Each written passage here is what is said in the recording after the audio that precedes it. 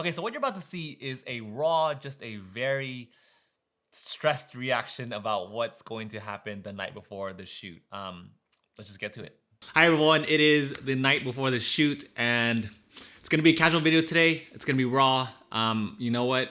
I just wanted to share with you part of the journey, of course, being at episode 4 now, but I just wanted to share with you raw emotional thoughts about how I'm feeling the night before such a really big shoot. Honestly, I feel like I'm about to give a presentation at like a really big stage or something, or it honestly almost feels like I'm about to give my freaking thesis at this point. But if you haven't been able to tell, I am clearly very, very nervous, stressed, anxious, all of the above. Good stress and bad stress too, mostly good stress.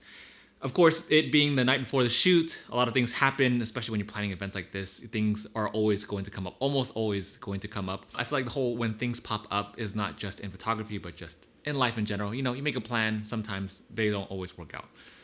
What the biggest thing though is that some models have some of their schedules changed, so we are going to have to shift around a ton of the timeline. I have a very, very rigid timeline tomorrow, which I normally never ever have, but like I said, because I'm covering 1, 2, 3, 4, 5, 6, 7, 8, 9 games in one day. Normally, I only would cover one game in an entire day, and I'm doing 9 tomorrow, so I feel like I'm reaching beyond my limit at this point. But it's a cool thing too, because then I'm also expanding on my photography skill set, and I think it's really cool because coming out from this, it can only go up, right? So if I'm able to do 9 games tomorrow, then that is going to be the standard from there on out. Does that make sense? It makes sense, right? But anyways, yeah, so some of the models have to have their schedules change around, which means if I have less people at different time points, then of course I'm going to have to switch games up because some games, some publishers are requiring 5, some are flexible, some don't care.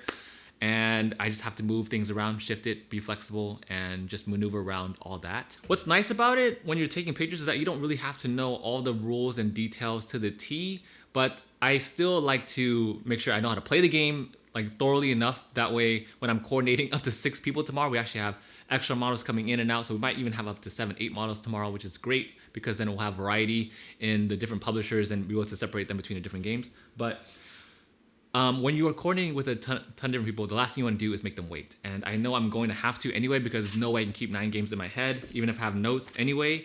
So at least we have the rulebook to kind of follow as a guide. But for the most part, I can just set this up.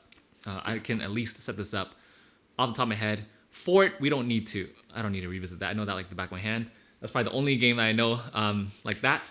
I think once I pass Root and once I pass Viticulture, then my stress levels will go down. It's 8:48 p.m., about 10 hours until I have to get up for the shoot, so we still got some time. And I still want to also mess around with my flash, just to make sure I really nail it down and I know exactly what I'm doing. Because like I said, the last thing I want to do is keep my models waiting. So I've been preparing as much as I can this week, but life hits you. You know, life hits you like a truck sometimes, so you just gotta roll with the punches.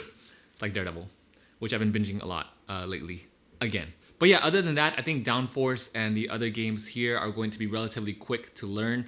Like I said, for Root, especially because of the complexity of the rules, I want to make sure I can capture that in photos, especially when I have so many people involved. I think Root would be really, really good in order to involve many people, and especially to have photos that are able to describe the mechanics in visual form. That's the only reason why I'm worried about Root and Viticulture the most, because I feel like those are the most complex games that I'm covering. And the rest I've either learned already, or I think it will be more manageable than these in terms of complexity of the game, just based solely on how hard the game is. Aside from games, I have almost everything packed away. I just need to pack a couple more things like my lights and an iron, because some of the one of the boards are using an Illumat is using like a clock board, so we definitely need to iron that out tomorrow. That's the plan for the rest of the night. Kind of just settle down and try to relax a little bit.